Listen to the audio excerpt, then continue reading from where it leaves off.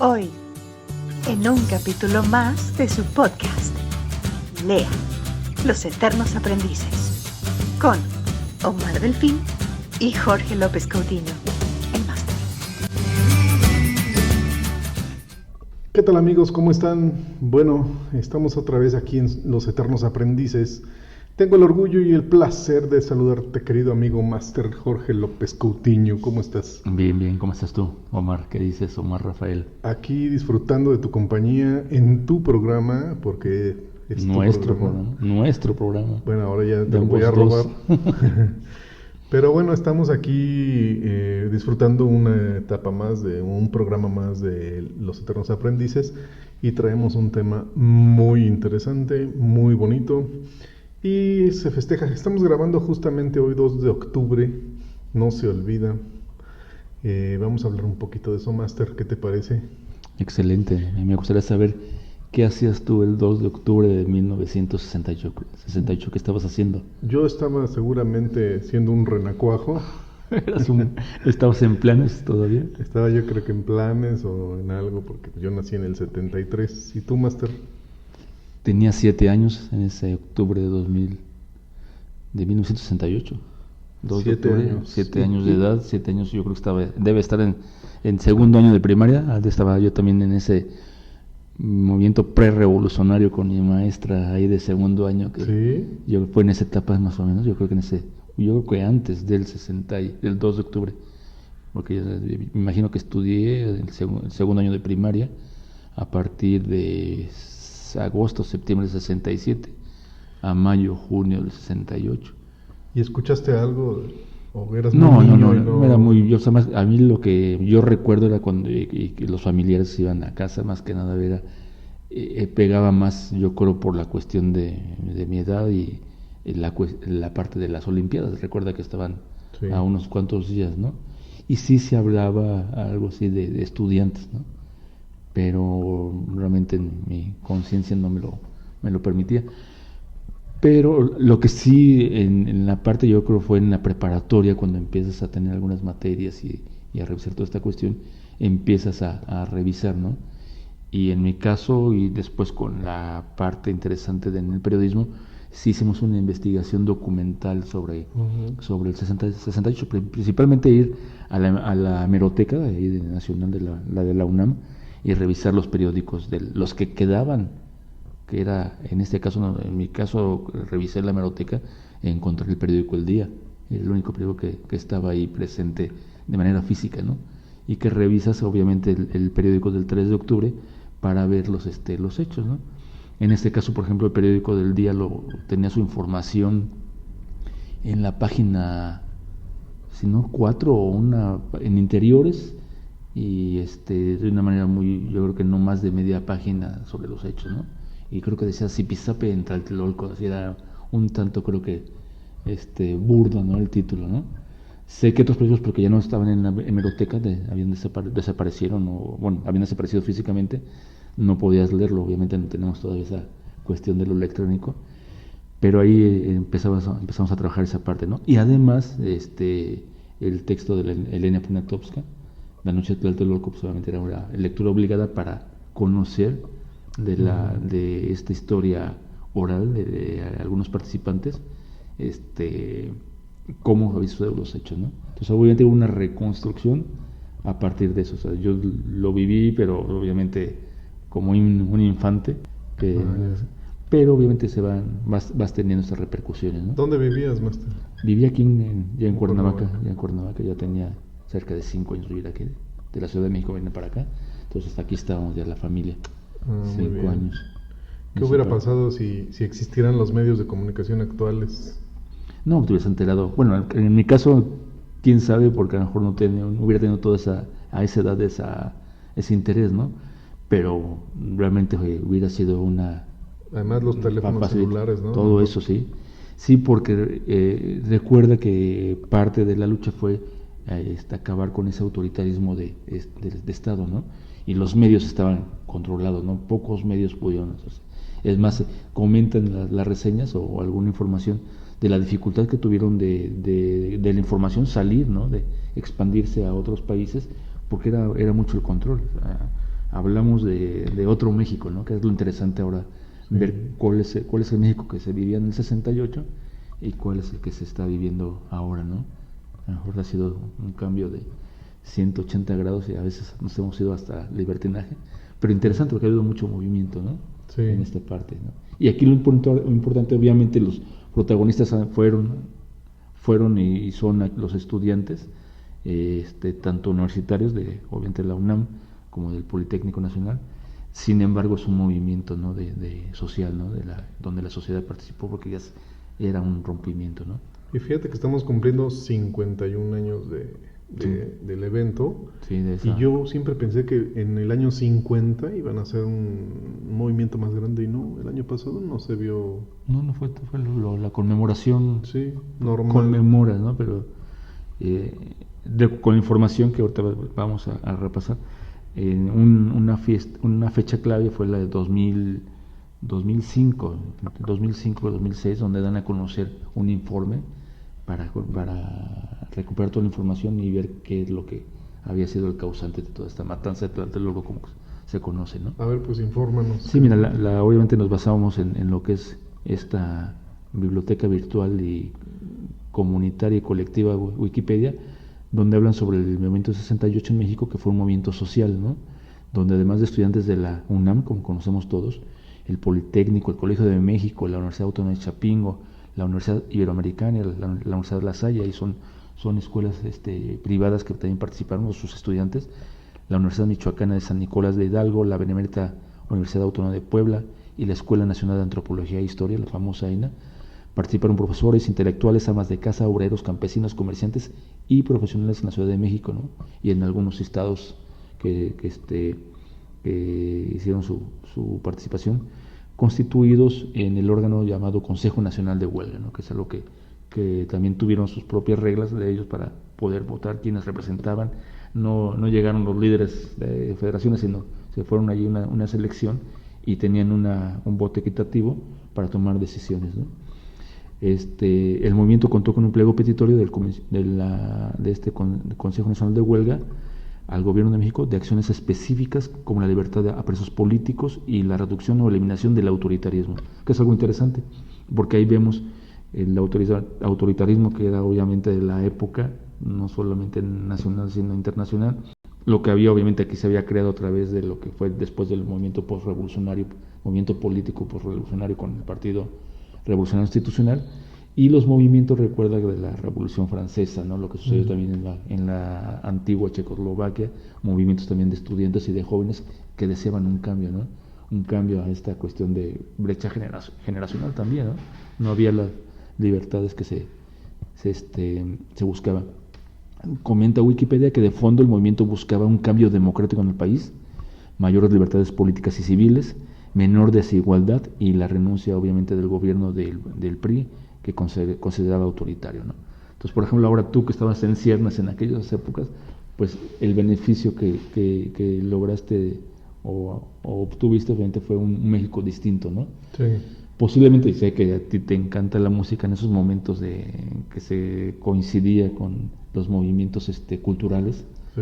culturales musicales, obviamente nos podemos remitir a todo lo que son The Beatles, toda la parte de los Rolling Stones, estaban surgiendo en ese momento. Entonces era un nuevo paradigma, ¿no? Principalmente para los jóvenes, de que el mundo debe ser distinto, ¿no? Se tomaba como la rebeldía, ¿no? Como La rebeldía, ¿no?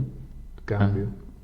Yo recuerdo mucho, y ahí hago la analogía o te vinculo con esta película que son de esos años, del 67, y que estuvo aquí vetada en México como 10 años, la de Easy Rider, donde estos caballeros de las motocicletas andan por la parte de Estados Unidos buscando esa libertad, ¿no? Ajá.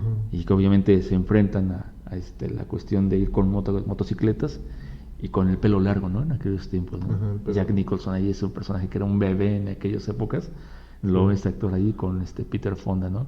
Y es un momento muy interesante porque obviamente van rompiendo esquemas, ¿no? En los pueblos norteamericanos que se van acercando, ¿no?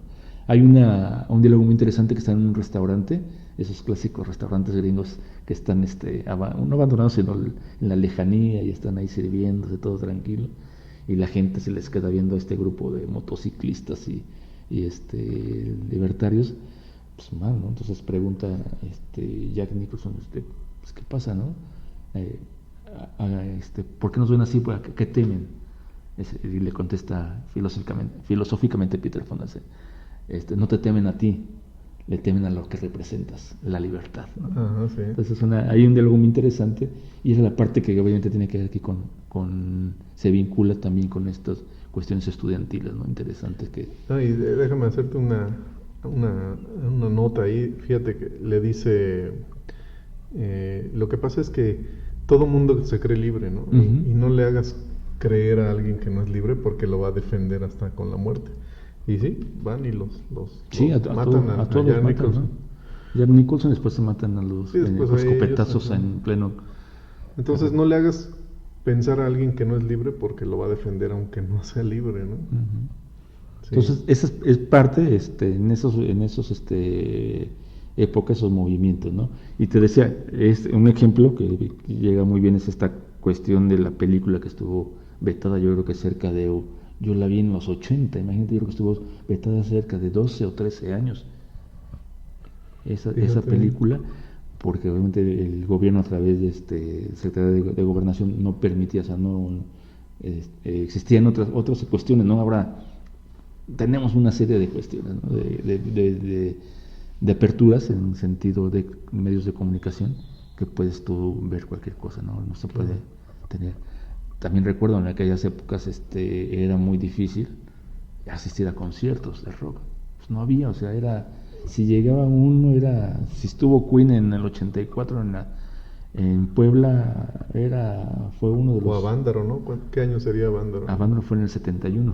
Fíjate. Woodstock fue en el 68, 69, haber sido en esos momentos. Entonces era toda una cuestión que llega a la parte del movimiento 68 con esta necesidad de cambio, ¿no? Que surgió en los jóvenes, no solamente de México, sino a nivel mundial. Y es muy interesante investigar, ¿no? Porque ver cómo repercutió otros movimientos mundiales, Checoslovaquia, la propia Francia, aquí en México, cuando no había tanta vinculación en sentido de comunicación, ¿no? Uh-huh. Las comunicaciones eran, pues, cuando mucho, alguien que llegaba tal vez en cartas, no era como ahora, como tú lo decías al principio, ¿no? Instantáneas, ¿no? Cualquier cuestión ya lo comunicas. Era más escrito, ¿no? Más escrito y con mucho tiempo. Ajá. O sea, te podía tardar una correspondencia hasta cerca de dos meses, ¿no? Posiblemente en algunos telégrafos o algunos teléfonos que podían tener ese contacto vía operadora telefónica para contactarle, ¿no? Pero obviamente no era fácil, ¿no? Sí. Eran ciertos sectores que podían tener esa cuestión. Entonces es muy interesante esta parte de lo que... Y luego me contabas de... Sí, fíjate que hablábamos de los tiempos, que en 2006 era la fecha que te decía, que es cuando obviamente ha sido tanto el reclamo, viene un poco más de apertura democrática, y en 2006 se da ya un informe que se investigó todo esto, y esta fiscalía, que le llaman especial para los movimientos sociales y políticos del pasado, que obviamente la encabezó la PGR, la Procuraduría General de la República del Gobierno de México, en ese año 2006, en su informe histórico presentado a la sociedad mexicana, señalaba que el movimiento estudiantil marcó una inflexión, un rompimiento, un cambio, ¿no? En los tiempos políticos de México, ¿no? Ahora sé que es porque se buscaba que se fuera independiente, fue contestatario, que recurría a la asistencia civil, no fue parte de ese movimiento, ¿no? Y con ello se potenció, señala este informe de 2006, con las demandas libertarias y de democratización que se dominaban a nivel mundial, ¿no?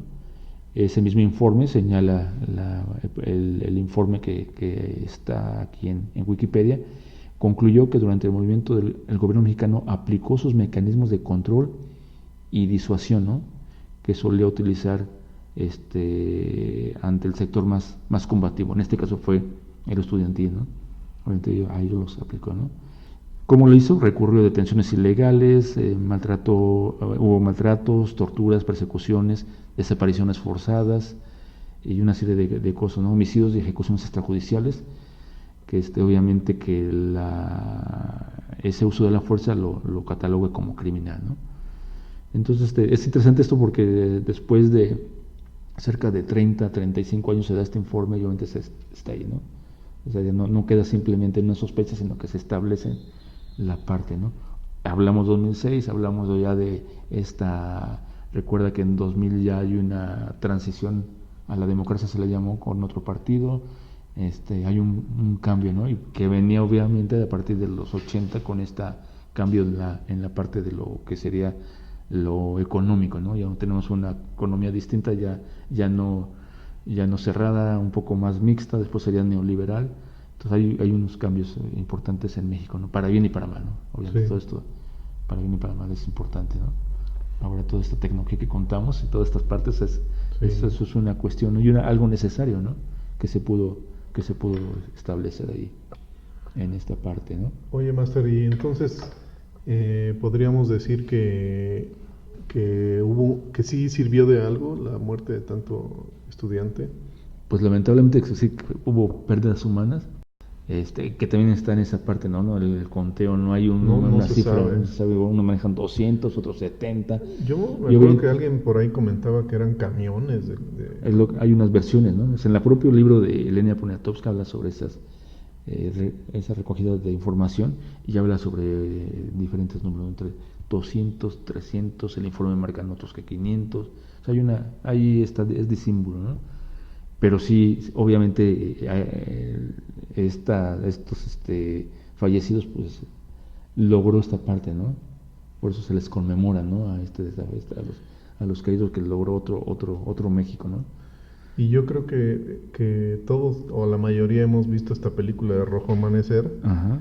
donde muy al estilo, bueno, pues no se ve nada, ¿no? O sea, no ves nada y sin embargo escuchas todo. A mí me parece muy bien manejado. De hecho, yo esa la vi en el cine, al grado de que no sé por qué se les barrió, pero se veía la escenografía en la película. Pero el caso es que pues no ves nada, te estás imaginando y juegan con tu mente, ¿no? Uh-huh.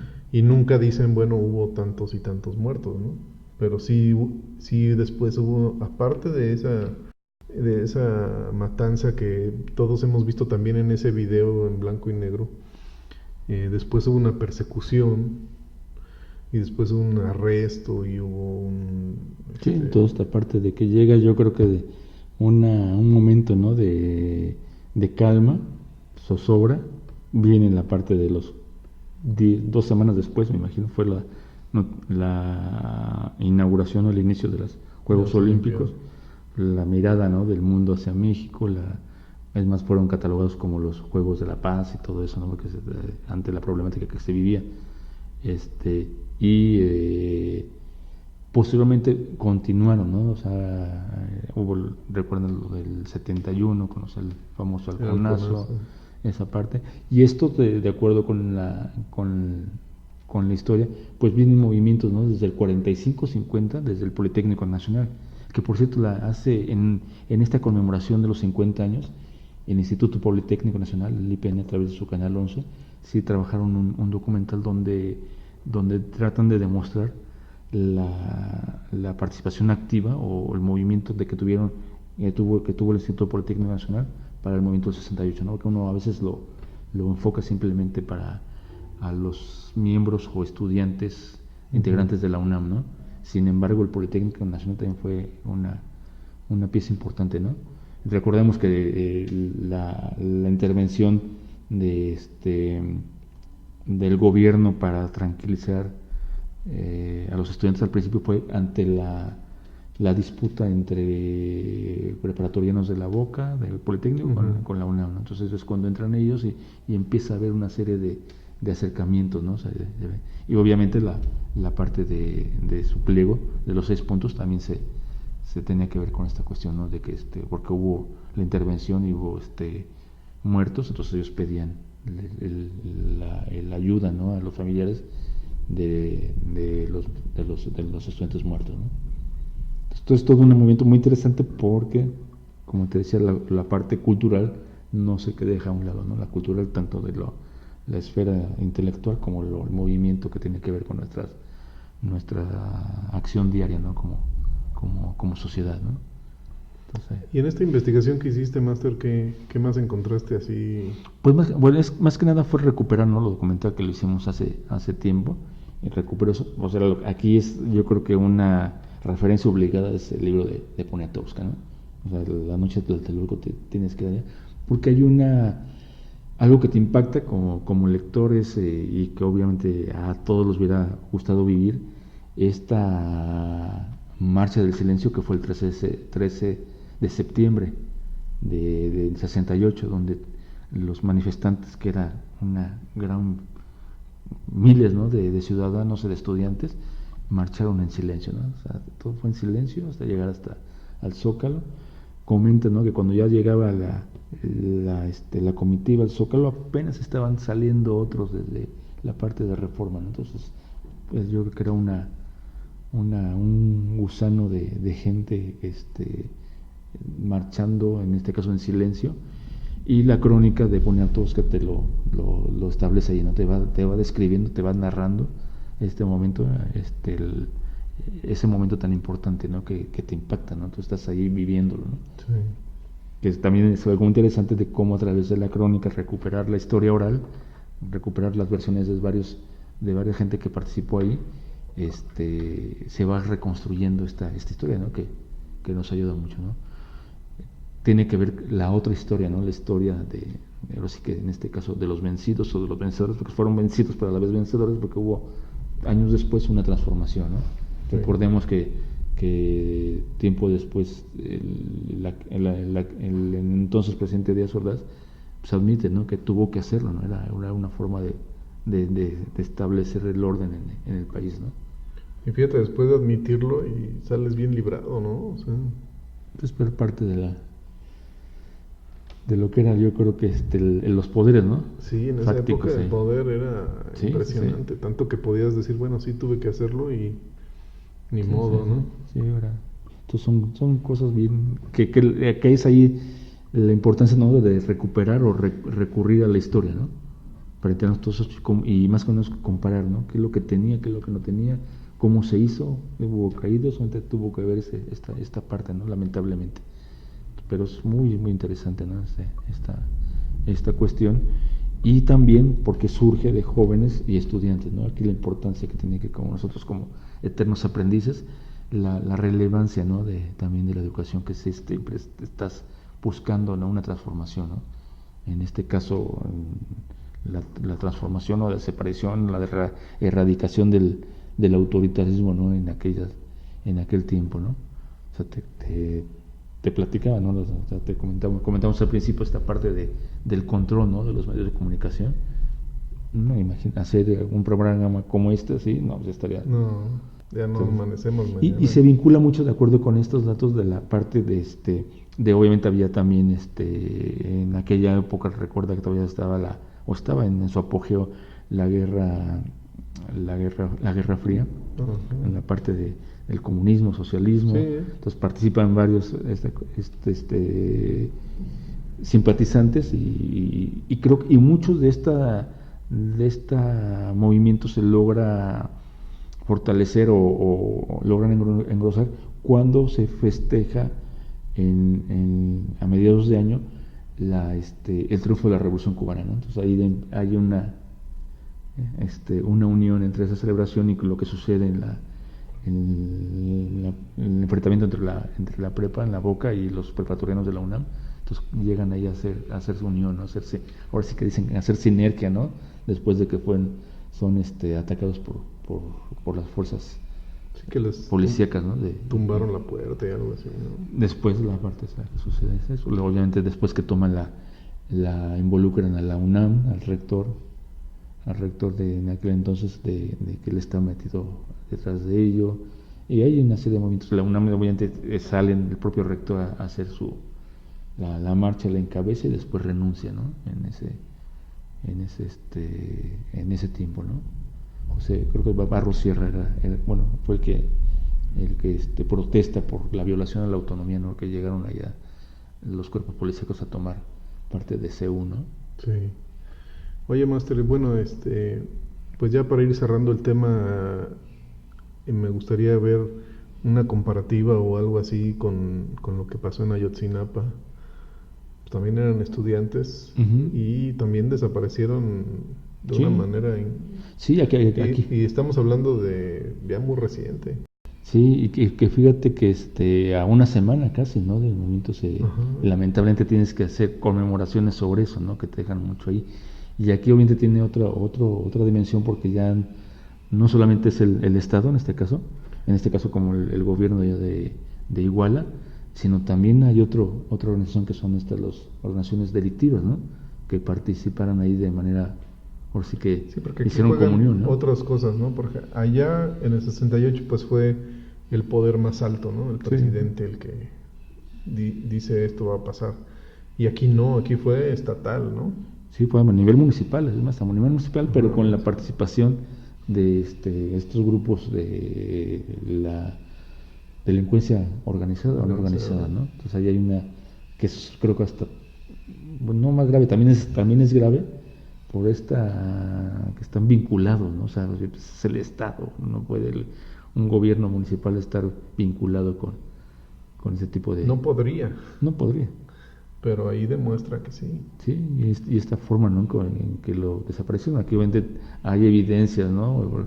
Del helicóptero, la llama que lanzallama y los disparos, ¿no? Que no sabían de dónde, ¿no? Y grupos paramilitares, que también eso es importante, ¿no?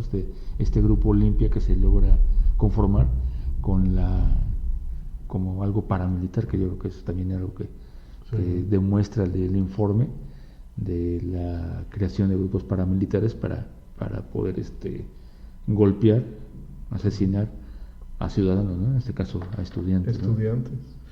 ¿Alguna razón que tú crees que por lo que pasó eso no tienes una teoría o algo? No, lamentablemente no.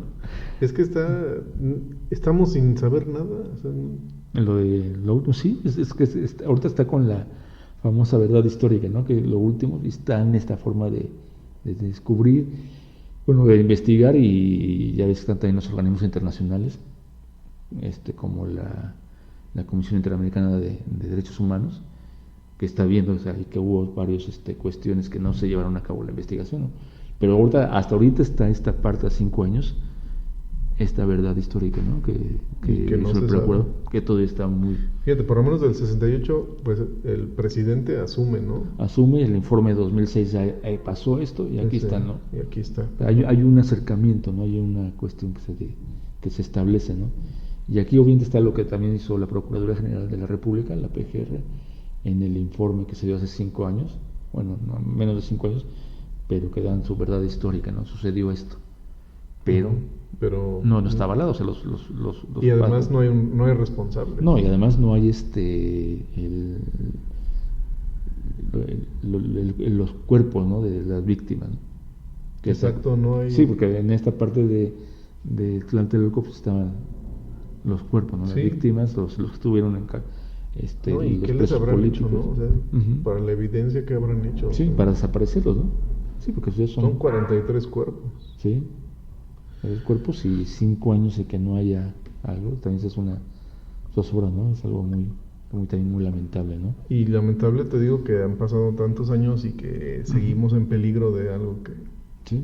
Ahora ya no nada más hay que cuidarse del gobierno, sino de las otras fuerzas, ¿no? Sí, no, y también aquí, por ejemplo, en la celebración bueno, no celebración, perdón, la conmemoración de estos 51 años, ahorita, por ejemplo, la problemática ya no se orienta mediáticamente hacia que haya más violencia, ¿no? Porque por los sucesos que se dieron la semana pasada y el fin de semana pasado, ahorita están apareciendo grupos llamados radicales o algunos lo llaman conservadores, ¿no?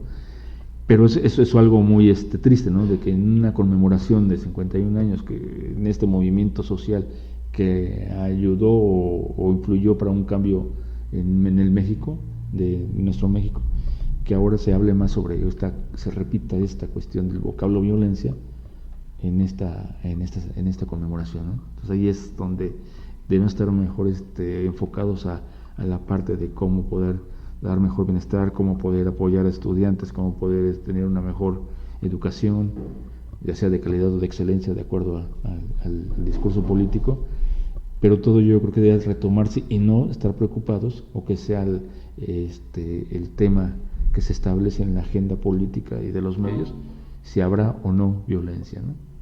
Así es, Máster. Entonces vamos a ver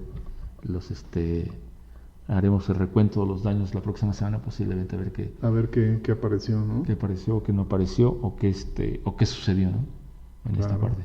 Por lo pronto, esta tarde podrás o esta noche podrás escuchar música, vas a poder ver tus canales de televisión, cualquiera, Exacto. cosas y escuchar noticieros con diferentes posiciones políticas e ideológicas que hace 51 años no Sí. teníamos, ¿no? Y sí fue desapareciendo un poco, ¿no? Este autoritarismo y este control. Uh-huh. Control que también era desde casa, ¿eh? O sea, recuerda Sí. que ahí se rompe toda esta parte y obviamente ahí lo vemos, yo creo que de ahí viene el surgimiento de la escuela nueva, ¿no? No de la de ahorita, sino estas nuevas escuelas donde se busca una mayor libertad para el estudiante, ¿no? Entonces influye obviamente mucho en la educación, la formalidad. Yo creo que ahí se acaba con esta parte de la escuela tradicional o se siembra la semilla para ir dando este cambio a esta nueva forma de escuela a través de este paradigma constructivista, posiblemente dejar atrás lo conductista para acabar con lo autoritario, ¿no? Sí. Ya el rol del maestro va a ser diferente, entonces yo creo que ahí también tiene que ver mucho con esto, ¿no? ¿Estás preocupado? Estoy preocupado porque oigo unos ruidos fantasmales por ahí. O sea, Jorge, recuerda que es octubre y es Ya se la acerca. cuestión de la luna. Jorge, está apareciendo la luna. Las lunas más hermosas son de octubre también. Sí. Bueno, Máster, pues este tema me gustó mucho desde que me propusiste hablarlo aquí y la verdad te agradezco mucho toda esta información. Yo creo que ha servido mucho para nuestros eternos aprendices.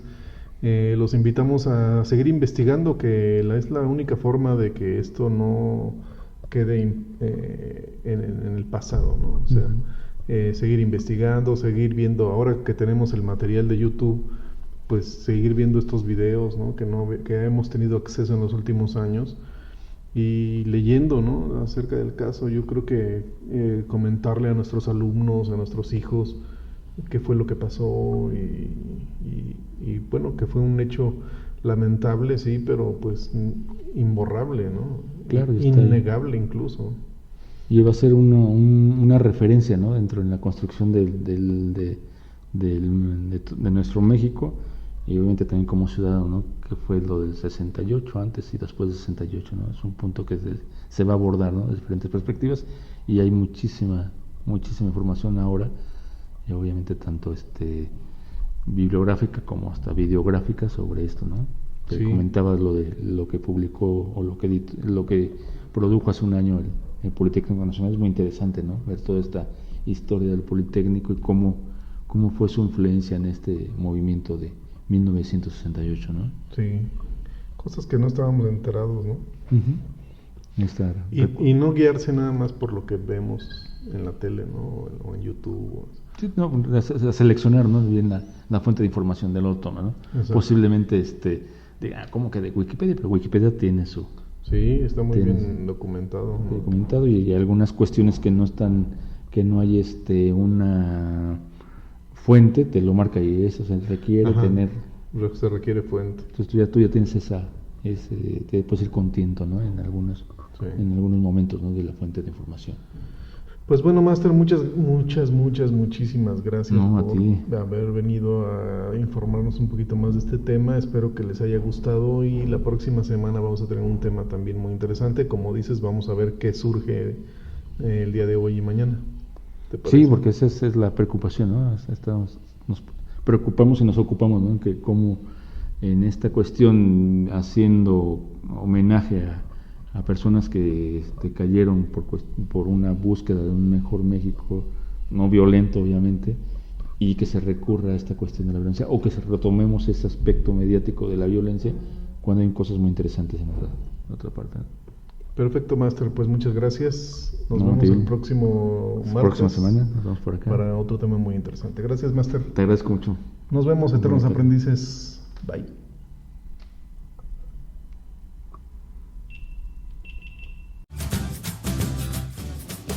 Gracias por acompañarnos. No olviden darle like, comentar y compartir este podcast para poder seguir adelante. Los esperamos la próxima semana con otro interesante tema.